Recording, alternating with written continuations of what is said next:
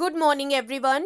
This is your Nilofer ma'am. I hope you all are fine at your homes and your study is going well. So, as you all know that we are doing the syllabus of internal assignment B2. Our subject is English grammar, and in today's video I will explain you worksheet 4. So, before starting the work, what you all have to do, you all have to mention today's date in your copies, that is 1 December 2020. With this you will mention lesson 16 in your copies, that is direct and indirect speech.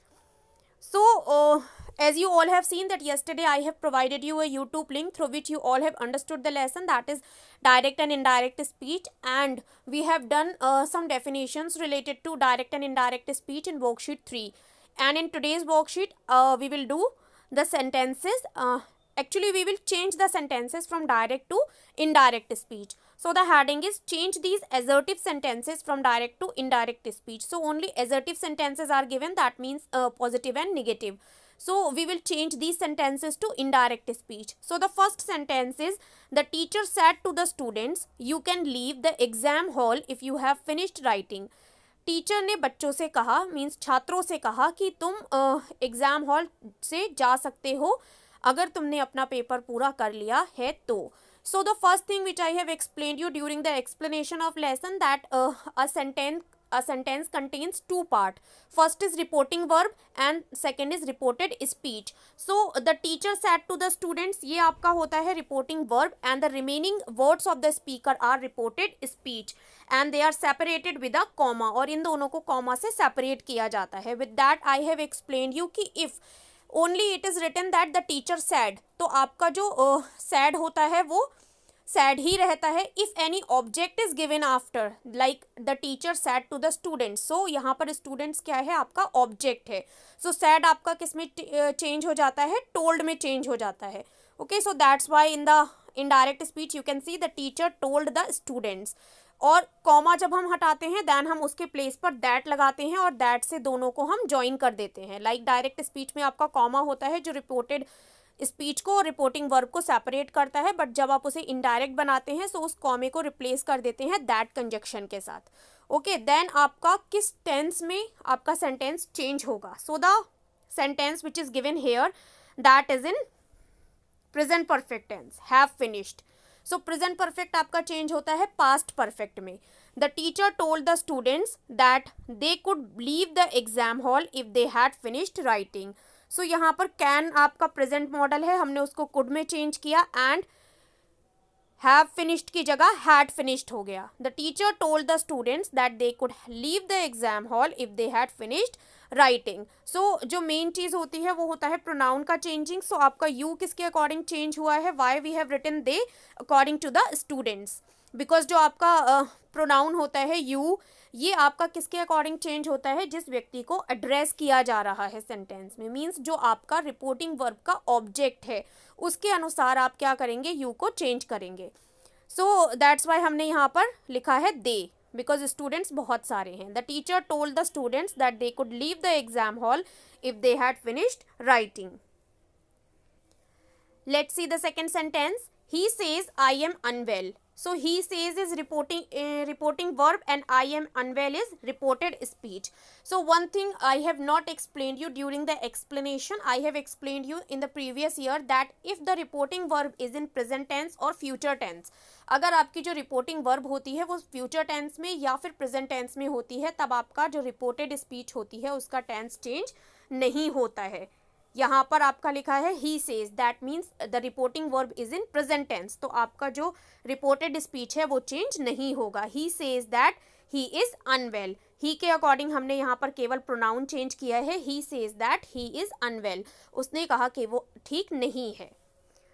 Let's see the next sentence. The third one is the doctor told us I will be attending a conference in Delhi tomorrow. So doctor ने हमें बताया कि मैं कल दिल्ली में conference attend कर रहा होऊंगा. सो विल बी आपका जो है वो विल वुड हो जाता है, would be and plus attending same रहेगा. प्लस यहाँ दिया है आपका टुमारो, सो टुमारो हो जाता है the next day. So the doctor already दिया है, the doctor told us, it is not written said. अगर सैड लिखा होता है देन हम टोल्ड करते. The doctor told us that he would be attending a conference in Delhi the next day. Doctor ने हमें बताया कि वो कल जो है दिल्ली में कॉन्फ्रेंस अटेंड कर रहा होगा.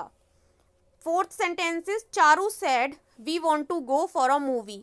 चारू ने कहा कि हम मूवी के लिए जाना चाहते हैं. सो सैड ही रहेगा because no object is given. Charu said that they wanted to go for a movie, because जो आपका वी होता है वो दे में चेंज हो जाता है in the change of personal pronouns I have explained you in the previous worksheet. Fifth sentence is Meenal said to me your friends have come to meet you. Meenal ने मुझसे कहा कि तुम्हारे दोस्त तुमसे मिलने आए हैं. सो फर्स्ट ऑफ ऑल सैड के बाद आपका ऑब्जेक्ट है मी, सो ये टोल्ड हो जाएगा मीनल टोल्ड मी. अभी जो आपका प्रोनाउन होता है योर, वो किसके अकॉर्डिंग चेंज होता है? वो आपके ऑब्जेक्ट के अकॉर्डिंग चेंज होता है. मीन्स रिपोर्टिंग वर्ब में आप जिस व्यक्ति को एड्रेस कर रहे हैं, जिस व्यक्ति को संबोधित कर रहे हैं, उसी के अनुसार. सो मी के अनुसार आपका यहाँ पे पोजेसिव क्या हो गया? माई.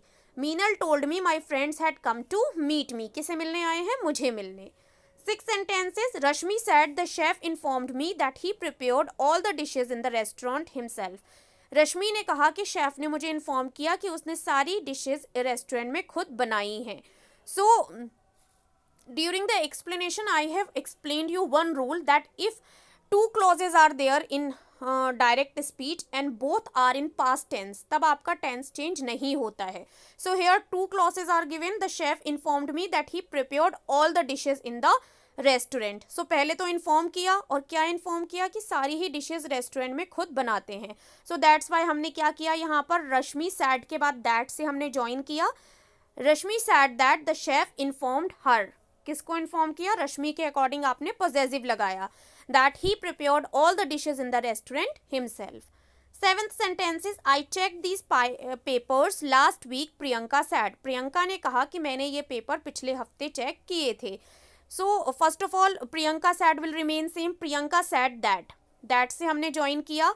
चेक्ड, दैट मीन्स ये सिंपल पास्ट है आपका, और सिंपल पास्ट आपका होता है पास्ट परफेक्ट में. So Priyanka said that, Priyanka के अकॉर्डिंग आपने यहाँ पर शी लगाया. Priyanka said that she had checked these, हमारा दोज में चेंज हुआ, द पेपर्स अ वीक एगो.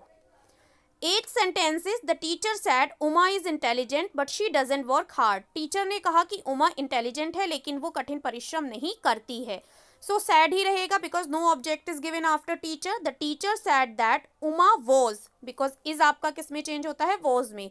Uma was intelligent but she did not work hard. So does not आपका डिड नॉट में चेंज हो जाएगा बिकॉज सिंपल प्रेजेंट आपका सिंपल पास्ट में चेंज होता है.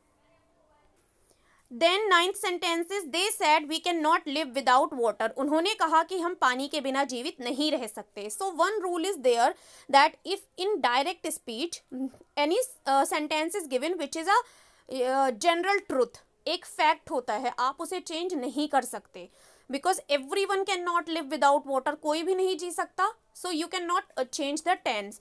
सो ऐसी कंडीशन में भी हम टेंस चेंज नहीं करते हैं. They said that we can not live without water. उन्होंने कहा कि हम पानी के बिना जीवित नहीं रह सकते हैं. Tenth sentence is he said I had met Rajeev yesterday. उसने कहा कि मैं राजीव से कल मिला था. So first of all had है, दैट मीन्स ये आपका पास्ट परफेक्ट है, और पास्ट परफेक्ट आपका सेम ही रहता है, उसका टेंस चेंज नहीं होता है. He said that he had met Rajiv the day before. और yesterday के place पे हमने क्या किया? The day before. So these were some sentences, assertive sentences which we have changed from direct to indirect speech. I hope all the sentences and rules are clear to all of you. If still any confusion is there, so you can ask me on the WhatsApp also. I'll meet you in the another explanation video. Till that, keep learning, stay home, stay safe. Bye bye everyone.